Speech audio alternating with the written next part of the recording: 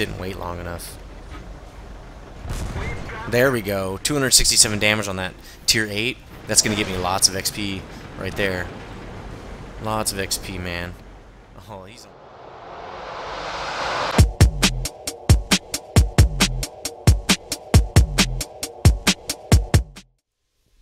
Hey everybody, welcome back to dungeongurunet. This is nethervoid, also known as John, doing another doubleheader for you this week. And this strategy series is on the BDR G1B, which is a tier 5 French heavy tank. And this is a really great tank. I really love this tank, especially it's kind of like a... Well, here's the thing. The B1 is so bad, this thing feels like a monster. This is actually... Well, it's probably in between a T1 and the KV as far as how fun it is to play. The T1's not a lot of fun to play, because it's so big. Excuse me. While the KV is just a lot of fun to play, and a lot of it has to do with the gun. And this thing actually has a really awesome gun. It's not as good as the KV's 107 or even the derp gun, but it is really good. I'm going to get a little ahead of myself, but with a 135 pen and 240 damage, this tank is a lot of fun. This 135 does not seem like a high pen. For some reason, you'll see in the game I'm going to show you, this thing pens tier 7s in the front, and tier 8's in the side. I mean, it gets ridiculous, so I don't know how that happens. I don't really care. It's just fun as hell to shoot high tier tanks with this thing. So the general playstyle of this tank is a pop-out tank, and a lot of that is because it's got a nice big gun with pretty good accuracy, but with really kind of weak armor. 60 hull armor is, you know, the PZ4 has 80 hull armor and 120 turret armor, so this thing is actually really under-armored. And now, saying that is not very fast. It's probably about average, so it's not like you're whipping around flanking guys. It's not a flanking heavy. You can do it a little bit if you try to get into a flanking position, but it's not like the guy's going to know that you're flanking them and you're going to get away with it, because it's just not fast enough. So that's generally how I play this tank. 640 hit points. That's about average for tier 4 heavy, I guess. I would expect maybe a little more. I think the KV probably has 680, but I'm not positive. 450 engine with pushing around 37 tons. That's why this thing, it's okay. You know, I can't complain about it, but I'm not going to rave about it, about the mobility there, about the acceleration and stuff. 30 mile an hour or kilometers per hour top speed, maybe. You know, you get into the high 20s, I guess. 24 traverse is not that good, but combined with, you know, 30 with the turret, it's pretty average. 54 degrees worth of traverse, so it can be pretty hard to circle you. But you know, if you're getting circled, it's probably too late anyway, because it doesn't even matter where they shoot you with this kind of armor, you know, 60 and 80. They can shoot you in the front. They don't have to flank you to damage you. So, we'll talk about the rate of fire in a minute, but that's pretty good rate of fire. The gun has a pretty good rate of fire. 370 view range is kind of... that's probably the biggest detriment on this tank. The KV has a similar view range, except that the KV is kind of more of a brawler tank. Even though the armor values are the same in the KV bounces more shots. I'm sorry, but the KV feels like it has almost twice as much armor. Again, the values, a lot of values in this game that show up in the UI are not the actual values that are on the back end. You can see that a lot in equipment. A lot of the pieces of equipment are actually not the numbers they say they are. So I would not be surprised if the KV actually has higher armor on the back end than it's showing in the user interface. But anyway, so if you're getting circled, you're dead anyway. The view range being 370, the hard part about that is when you're shooting, you're going up against higher tier tanks, a lot of times their view ranges are going to be in the 420 range or something. So you're going to have to creep up a little closer to get shots on them when they can already see you. And by then it's usually too late. So if you want to combat that, you can do it with the binocs, and that'll get you in the 440 range, I believe, if my math's correct on that one. And so that's kind of cool. You can take those off.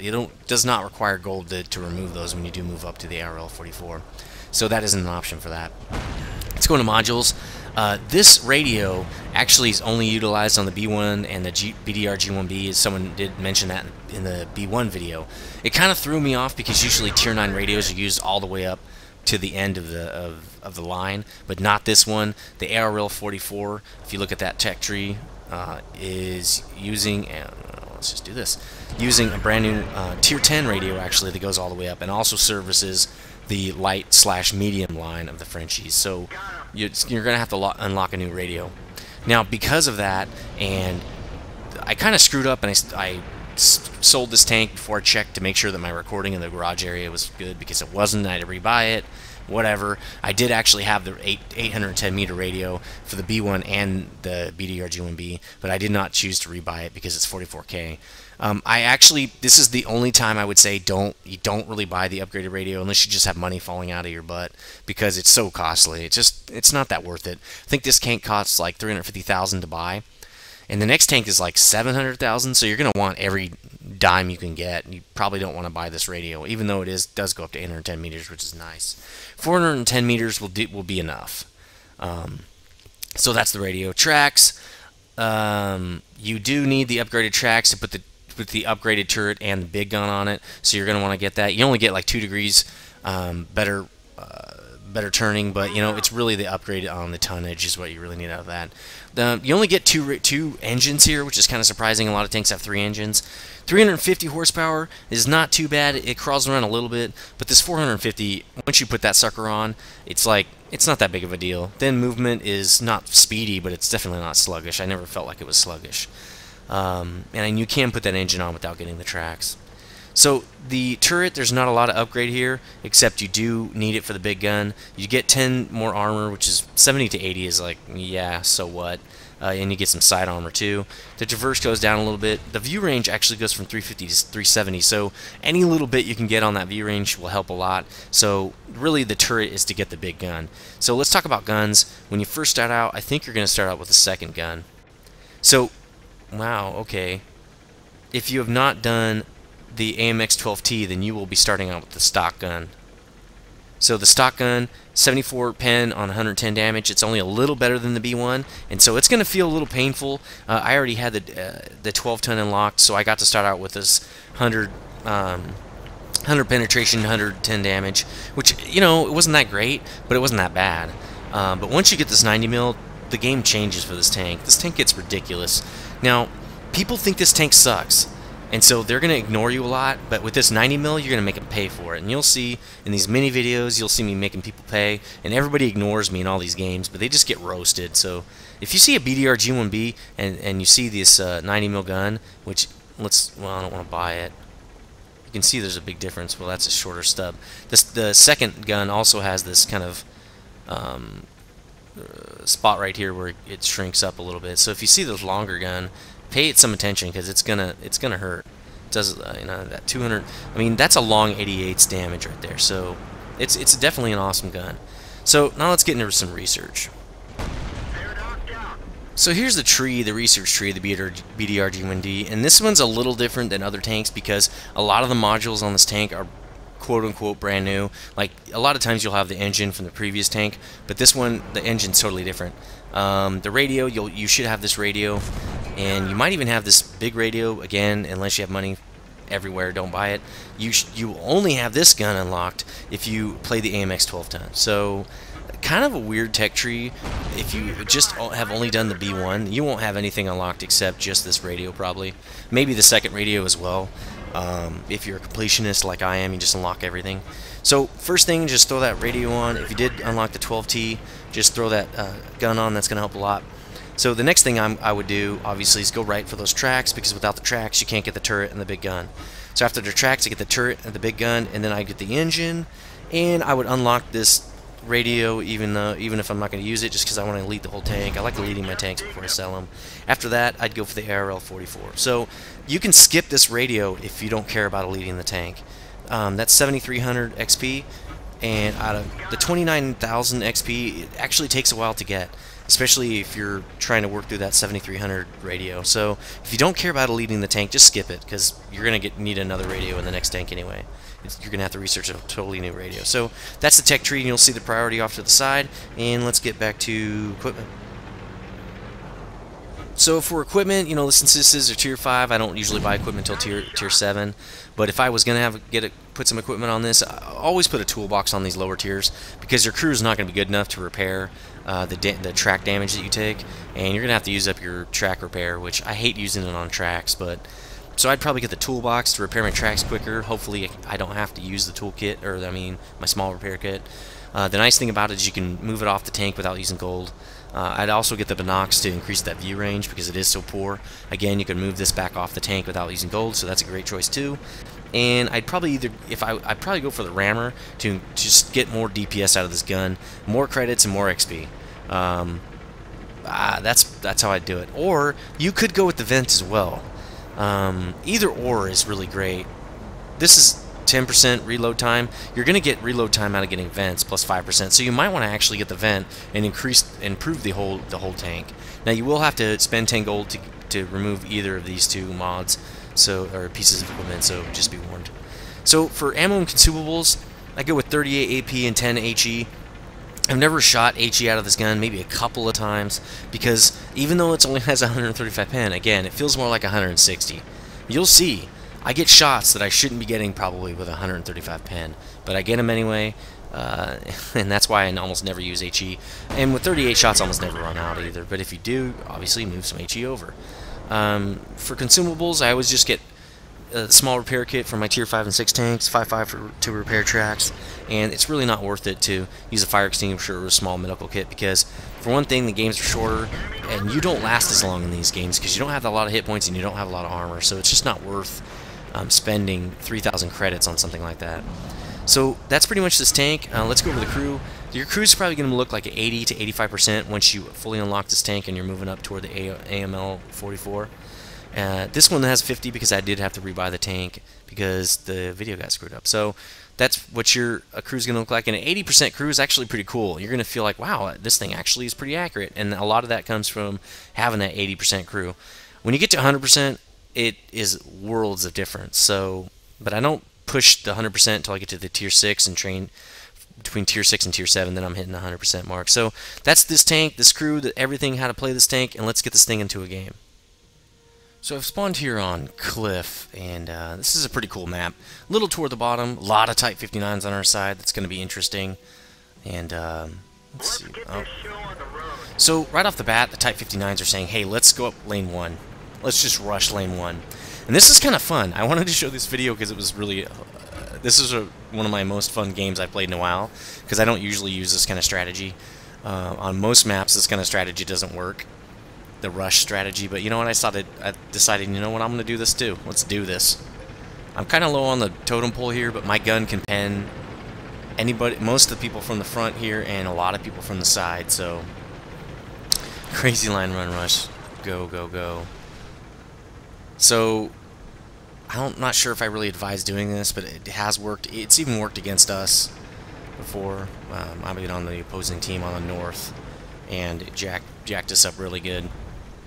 So we got a Type here and a T1. Excuse me. So what I'm doing here is I'm just trying to hurry up and get behind cover where that Type in front of me is. An ARL 44 is shooting at me, and I think a T1. The T1's shooting at me. Not looking too good for me here. I'm already down to 33%. But now I'm behind cover, so it's no big deal. Unless someone comes up behind the donut right there. So I do need to get out of here. Yeah, didn't really think I was going to do anything there anyway. So he's goner.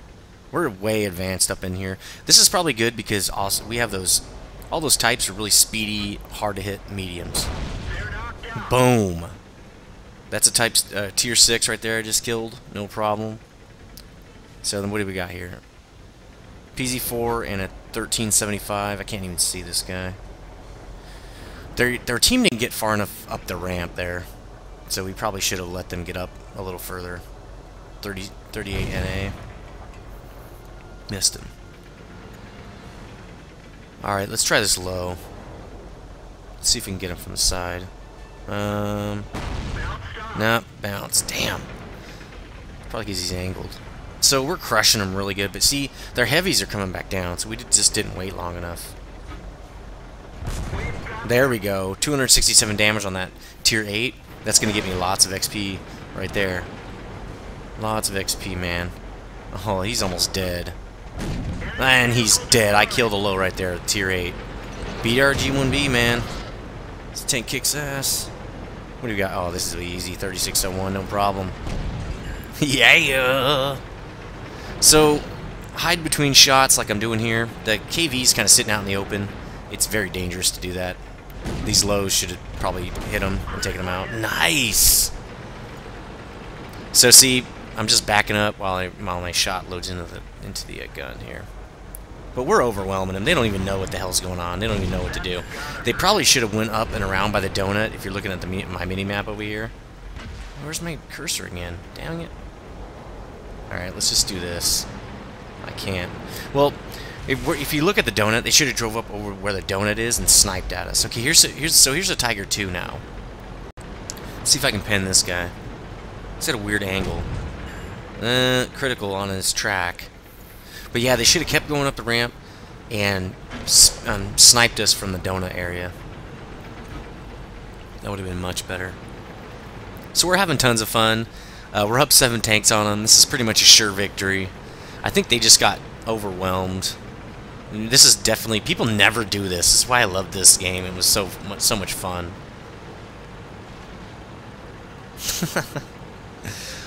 People are having fun talking in chat there. So where's that Tiger 2? I don't think he's dead. Oh, there's a DB right there trying to snipe people. Boom, sucker! Nice. Okay, there's that Tiger 2 getting jacked up. See, now at this point I'm thinking, okay, you know what? Where are the rest of their tanks? I see 3 of their tanks. There's the Tiger. Where's the 1375? I don't know where that guy is, but I'm going to hit this Tiger, because that's a lot. Yes! That's a lot of XP right there. The credits are the same if I hit this Tiger or if I hit an M6, or it doesn't really matter, but the XP is ridiculous when you can hit a guy like this. So he's gone. KV3 took his ass out. So there's the Panther. Where's the 1375? And I'm thinking, okay, I'm going to RTB. I know where the DB is. I mean, I shot at him. Because what could happen, if that guy gets in our cap and sits there in our cap, and I don't know where the grill is either. If they sit in our cap, they can win. I mean, no problem. Oh, I guess the grill was to the north, so we know where he is. Alright, now I see him. He's on the minimap now, so... That's pointless. But you know what? That was a good call, because we got plenty of guys up there. We don't want to lose a victory like this. You know, we don't want to put it in jeopardy. Like I said, at this point in the game, don't take it for granted that you're going to win. Assure the victory. You know, don't go through all this work and have this kind of awesome game where you crush these guys and then lose because you didn't RTB in time, you know. So this was a crazy game. This tank is fun, and these kind of shots I'm getting are very typical for this tank. It doesn't seem like the pen's very high on that gun, but it penetrates. I don't know. Maybe the French are stuffing it with something. I have no idea. But it's a great gun. You just saw how awesome it is. Hitting those tier 8s on the side, no problem. So I'm really curious to see how much XP I got on this game, because I can't even remember. But good game. Now what I'm thinking is, okay, I just saw that the T-32 got taken out by that grill up there while he was capping, so I don't want to get one shot by that grill either. Well, we gotta find him. The Type 59 with 1 hit point. I think he's going up to spot him right here. Oh, there he is. So I'm gonna take a shot on this guy. Oh wait. Too many people around, so totally owned him in that. Oh my god, 1200 XP, and that was definitely because I think I got 4 shots on tier 8 heavies for full damage, 27,000 credits. My shots are probably 2 or 3K. I made probably 22,000 credits on this game. Obviously, didn't get any medals. Killed 2 guys, and tier 8 and tier 6, and damaged 4 other guys. 2 of the others are tier 8s. So I mean. And that's a tier 7. So this is a really good tank, even when you spawn kind of low on the list like that. So anyway, that's this tank. Please like and favorite and comment. Let me know what you think about this tank, and I will be playing the ARL 44, and it's pretty good. I can't wait to get the big gun on it. So I'll see you next time.